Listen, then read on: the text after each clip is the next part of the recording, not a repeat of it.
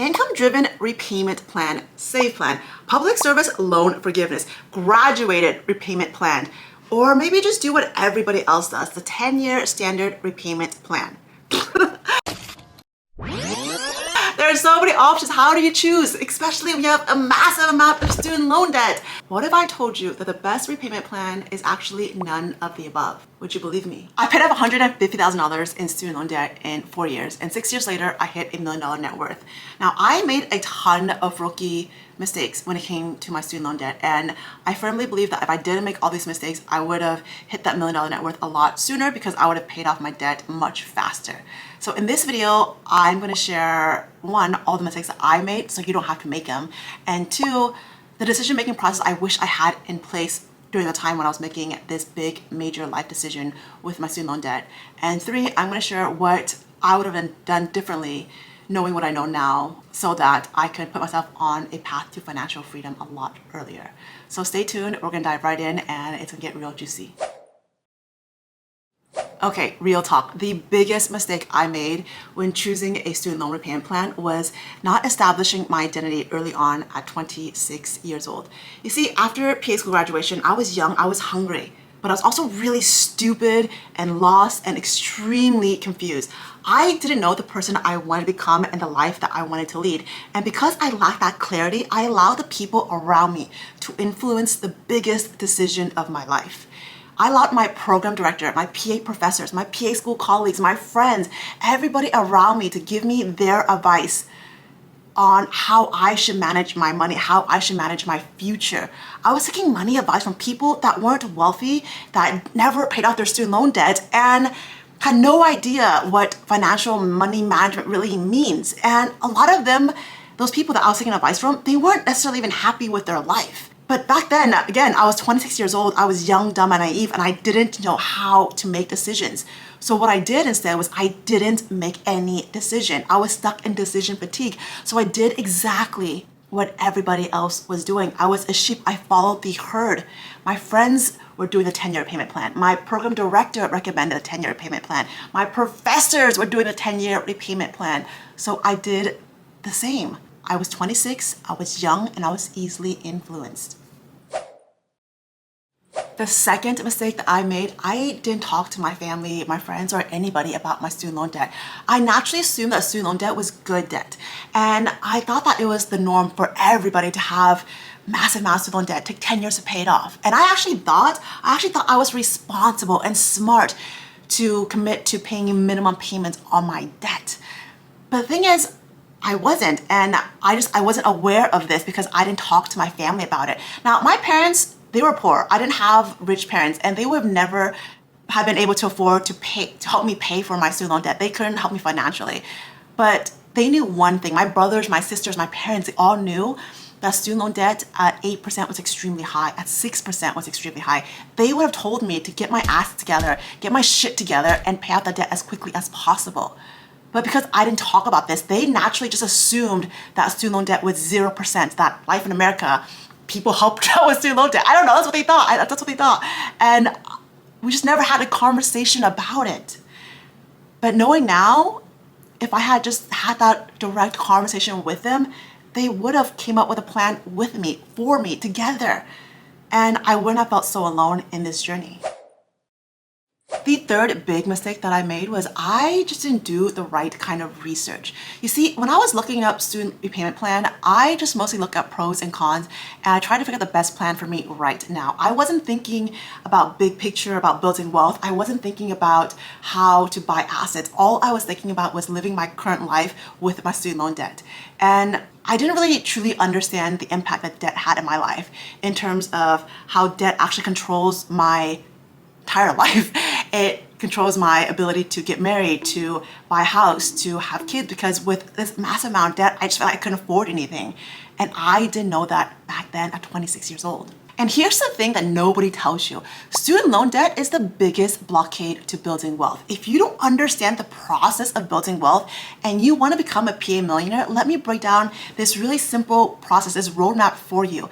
And I do it in a 10-minute video. I call it the PA Millionaire Roadmap. I'm going to break down the entire process from being a PA student to having debt to going all the way to becoming a multi-millionaire, and exact process to get there. And it starts with eliminating the student loan debt. Now, if you want to watch this video, it's a quick, short 10-minute video, and I'll link the description below, and you can have instant access to it right now. You probably don't know how to choose a repayment plan because you don't have a decision-making process in your life.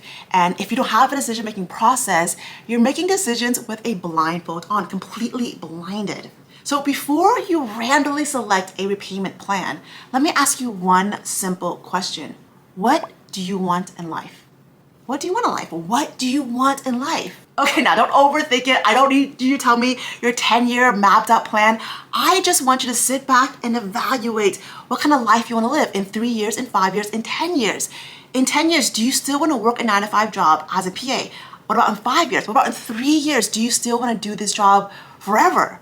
Now, I ask this question because if you're subscribed to this channel, if you watch my content, you know that I preach financial independence and I'm all about becoming a work optional PA. And if that's a life you want to live, that's a life you want to lead, then these repayment plans, they're not it. You can't become a PA millionaire or build generational wealth or become work optional and travel the world if you're on a 10 or 20-year repayment plan. Well, technically you can, but just really, really hard. And I'm going to assume that because you watch this channel, you want to live a different life, an unconventional life. And maybe you don't want to work at your 9-to-5 job forever. And that's okay. That doesn't mean you don't love medicine. It just means that you want more options in life. You want something different. You love the idea of having 6 months or 8 months off to take a long maternity leave to spend time with your kids. You want to spend a year overseas living in Thailand. You want to be able to quit your job and open a bakery or open, I don't know, whatever weird hobbies you have and build a different business when you get bored of your PA job. So if your 5-year or 10-year plan is to have options to do whatever you want, whenever you want, then these repayment plans, they're not the right plan for you because these plans, these 10 to 20-year repayment plans, they don't give you options. In fact, they do the exact opposite. They give you interest. Have you heard of interest? Because interest is not your best friend. All of these loan repayment plans that have 10 or 20-year plans all have really high interest rates, meaning you're extending the life of the loan with extremely high interest rates, which means you're paying a lot more throughout the life of the loan. Okay, so let's do some math and play with some numbers. Now imagine if you have $150,000 in student loan debt with an average of 5% interest rate. Now 5% is pretty conservative. I went conservative with you guys with these numbers. Now your monthly payment will roughly be about $1,600 for the next 10 years because you're on a 10-year standard repayment plan. Over the span of 10 years, that's about $40,000 in interest alone. Now let's say we have the exact same scenario, but now you're on a 5-year repayment plan. Your monthly payment instead would be $2,800 monthly. I know that sounds like a lot of money, but if you zoom out and see the big picture, it actually isn't that much money because you're basically saving $20,000 in interest payments over the span of 5 years. So in 10 years, you're paying $40,000 in interest rates, but in 5 years, you're paying $20,000 in interest rates. It's a big difference. And that gets you out of debt much faster. And now what are you going to do with all this extra money? What are you going to do? You're going to buy assets. If you watch my PA Millionaire Roadmap training, I talk about the process of buying assets and how that's really, truly the way to build wealth. It's not about earning more income. That's a start. Getting high income is a start. Investing in your retirement account, that's a start. But that's only like step 1 and step 2. Step 3, step 4, that's how you truly build wealth, is buying a lot of assets. And it's really difficult to buy assets when you have this massive amount of student loan debt. So that's why I preach an expedited student loan repayment plan. What would I do differently this time around? Well, one, I would have really sat down and evaluated who I want to become as a person and where I want to go. And then I would map out a plan that would help me get to where I want to go the fastest way possible. So in my case, I want to be work optional. Well, back then at 26 years old, I didn't know what work optional meant. I didn't know that I wanted to build wealth. I wanted to become a PA millionaire. I wanted to have this different lifestyle. I didn't know any of that. All I knew at 26 years old was that I wanted to do something else. Something else for me was what I called it, something else. I wanted something else. I wanted more to life, something else. And I kept trying to find that something else. What that something else really was just options. It's being work optional so that I have options to do whatever the hell I want when I want it. But if I had known that early on at 26 years old, my decision-making process would have been drastically different. Instead of committing to a 10-year repayment plan, I probably would have went 3 years to start. And if it didn't work, I would have dragged up to 4 years, but I would have stuck to a 3-year repayment plan. So let me show you how I would have done it. And yes, let me just point this out that I paid off my debt on a single income, my own income, in 4 years. And I wish I had done it in 3 years, still on a single income. Now, how would I do this? Well, let me first introduce you to a website that I love. It's called smartasset.com. And they have this student loan repayment calculator. And I love playing with this calculator because I plug in all these numbers and see what fits in well with me. So for example, I have on my laptop here all the numbers. So if I want to pay off $150,000 in debt in the shortest amount of time possible, I still want to obviously create a decent life where I'm not eating hot dogs and ramens for breakfast and lunch and dinner every day. I want some sort of quality of life. So here's how I would have done it. I would have went and looked at my budget. So for example, if my take-home pay was, let's say, $10,000 a month, I would start by paying myself first. This means I would allocate a certain amount of money to my Roth IRA, my 401k, and my HSA because high priority. You always want to pay yourself first when you're doing a budget. You are the most important thing. Future you will thank past you for doing this. Trust me. Now, after you've allocated a certain amount of money to your 401k, your Roth IRA, your HSA, the next thing you want to do is look into your student loan debt. Meaning that if you have $150,000 with all the interest rates, it can be like 5%, 8%, 6%, 3%, you're going to plug those numbers into smartasset.com's student loan calculator. And you're going to plug it in and see what your monthly payment will look like at 3 years versus 10 years.